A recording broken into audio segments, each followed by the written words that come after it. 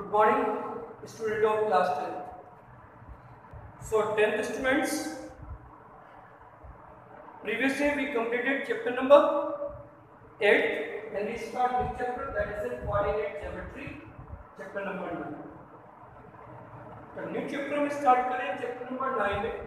पहले हम 9 का बेसिक आपको कंप्लीट करवाएंगे, उसके बाद आएंगे बेटा ये बोलते हैं ये क्या है, कार्टेशियन प्लेन।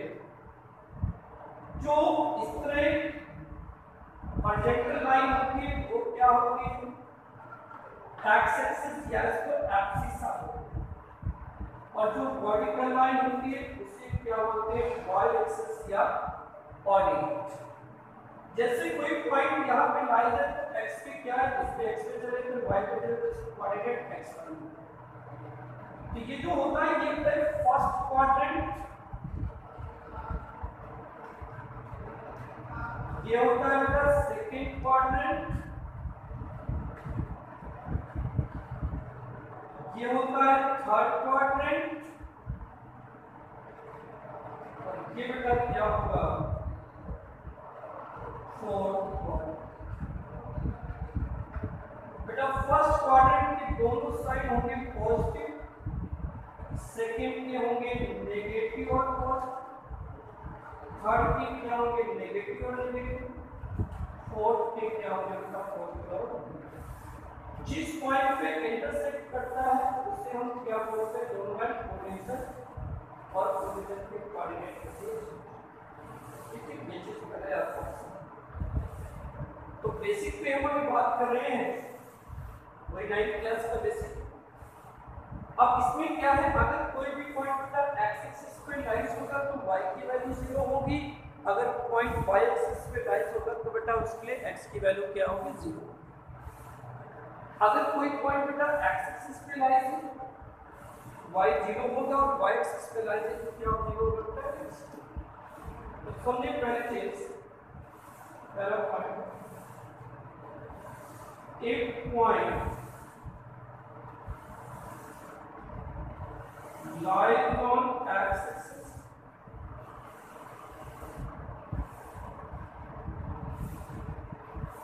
then coordinate क्या होंगे, x होगी।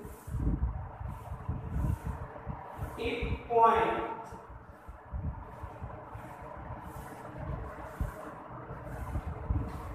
y-axis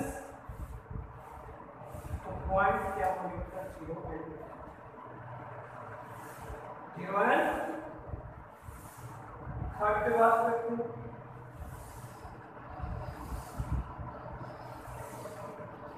एक्स एक्सिस पे y इक्वल 0, y एक्सिस पे x। तो भाई ये कोई कार्टेशियन प्लेन, ये कोई लाइन है डिस्टेंस a डिस्टेंस पे, इसके पैरेलल y एक्सिस। तो अगर आपसे ये पूछे आप इसके अकॉर्डिंग टू बेटा आपको थर्ड पॉइंट लिख सकते हैं, और ये कोई लाइन है जो इसके पैरेलल डिस्टेंस क्या होगी। तो आपसे पूछा कि equation of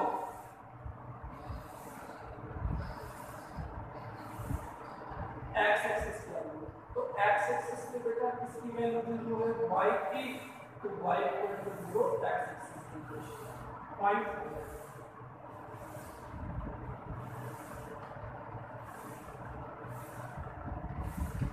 equation of y axis क्या हो, ये क्या होगा बेटा, x equation of x axis होगी y इक्वल टू 0, और इक्वेशन ऑफ y एक्सिस क्या होगी, x equal to 0। Next point देखो,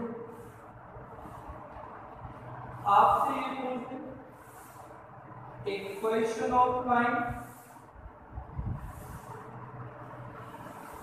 पैरेलल टू क्या बोलते हैं, y एक्सिस। ये लाइन y एक्सिस के पैरेलल डिस्टेंस कितनी है, a, ये क्या होगा, x पॉइंट 6। नेक्स्ट पे बात करते हैं,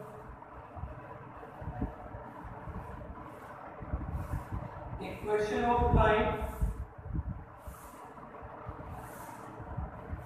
पैरेलल टू बेटा एक्स एक्सिस, एक्स एक्सिस से डिस्टेंस कितनी है, b, y पे, तो ये क्या हो जाएगा, y। ये तो बेसिक इसमें क्लास। अब हम इस पे बात करेंगे, इस पे हम चल रहे हैं क्योंकि ये बेसिक पहले में पता होना चाहिए। उसके बाद ही हम कंटिन्यू उस पर कर सकते हैं। तो बेसिक पूरा 9th क्लास का। अब हम 10th क्लास की बेसिक पे बात करते हैं। तो पहले से समझे डिस्टेंस फॉर्मूले पे बात करते हैं। ठीक है, तो देखिए जरा डिस्टेंस फॉर्मूले पे बात करते हैं। नेक्स्ट टॉपिक क्या है?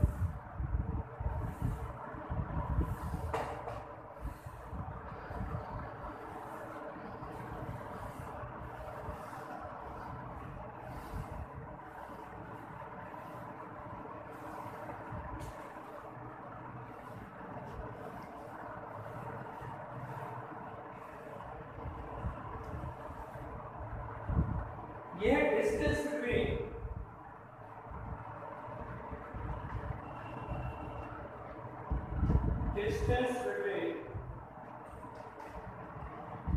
Two points.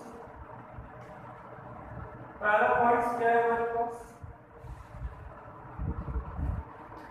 x1 y1।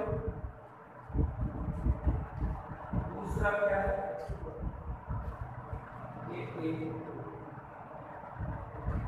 तो अगर ये ए बी डिस्टेंस हम निकाले तो ए बी डिस्टेंस का फॉर्मूला क्या होता है? Root of x2 minus x1 square और y2 माइनस y1। ठीक है, ये डिस्टेंस फॉर्मूला है। इसकी हेल्प से हमारे पास 9.1 एक्सिस है। दूसरी चीज इसमें जब जैसे कोई भी अगर आइसोस्सेलेस ट्रायंगल है, in isosceles triangle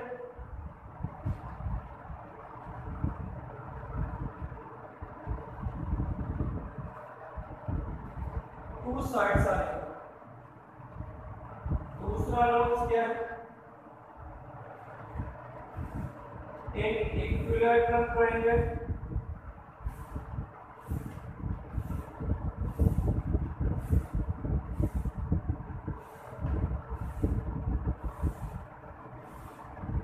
all side are equal.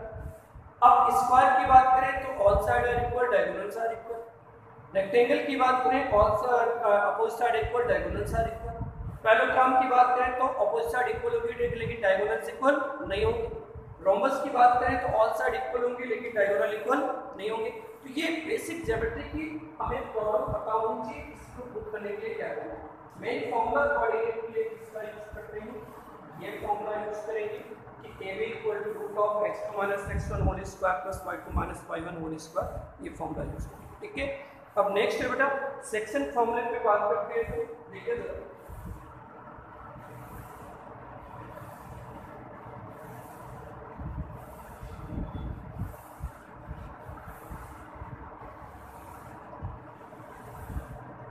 Section फॉर्मूले पे बात करेंगे। देखिए क्या है सेक्शन फॉर्मूला।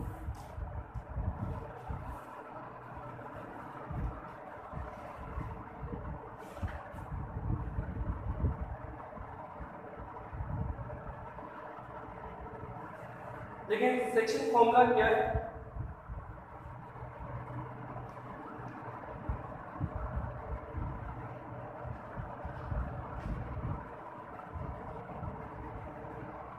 इसमें दो कंडीशन होगी।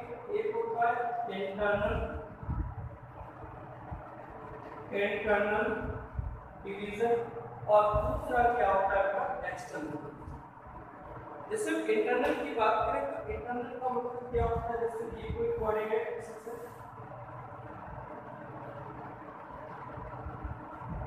ये कोई लाइन है और सेक्शन पॉइंट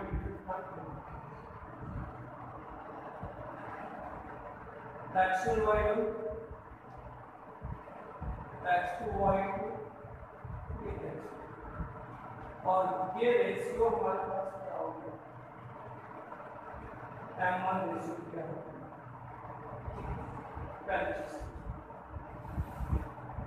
तो सेक्शन फॉर्मूला इंटरनल मतलब मिड में गए तो m equal to x equal to क्या होगा? m1 m2 y m1 y equal to क्या होगा? m1 y m2 y by m1 plus. B point क्या है, अगर एक्सटर्नल डिवीजन है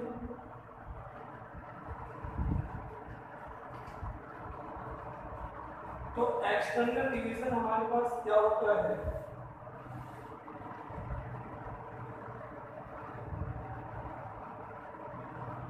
जैसे ये कोई लाइन है ए बी, ये क्या है, तो देखिए यहां से यहां तक तो होगा m, यहां से यहां तक ए के कोऑर्डिनेट x1 y1, बी के x2 y2 और बी के क्या होंगे x1। अब डिवीजन एक्सटर्नल है तो एक्सटर्नल डिवीजन के कोऑर्डिनेट अगर निकाले तो x इक्वल टू क्या होगा, m1 x2 m2 x2 y m1 minus y equal to m1 पर m2 y1 डिवाइडेड बाय क्या हो गया m1 माइनस। इन क्वेश्चंस को हम ठीक है, ये दो हो गए। ये एक इंटरनल में पॉजिटिव होता है, एक्सटर्नल में क्या होता है बेटा, नेगेटिव। क्यों, कितना डिफरेंस है। आज हम बेसिक पे ही बात करेंगे केवल। नेक्स्ट में बात करते हैं, नेक्स्ट पॉइंट है बेटा सेक्शन फॉर्मूले के बाद।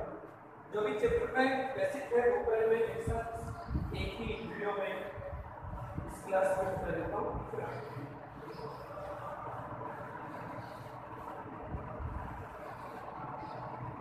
नेक्स्ट है बेटा मिड पॉइंट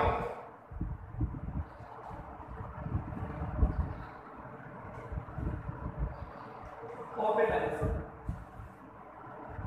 ये कोई लाइन सेगमेंट ए है, बी, ए की कोऑर्डिनेट है x1 y1, बी की क्या है x2।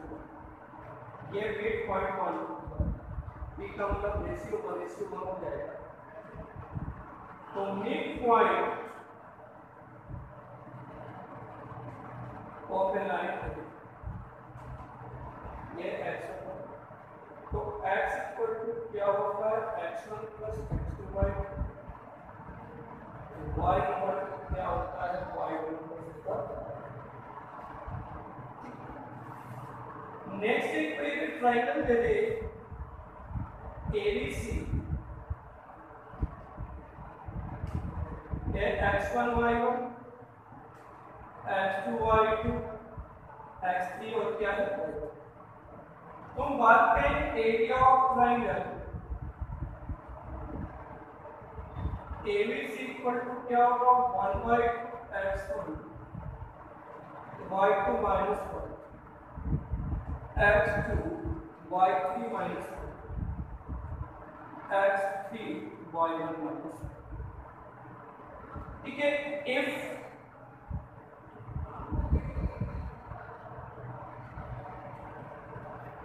three points are collinear, तो एरिया ऑफ ट्रायंगल क्या होगा। अगर तीनों पॉइंट एक लाइन में है तो एरिया ऑफ ट्रायंगल क्या लिखेंगे, 0। ये बेटा इस चैप्टर का बेसिक है। अब नेक्स्ट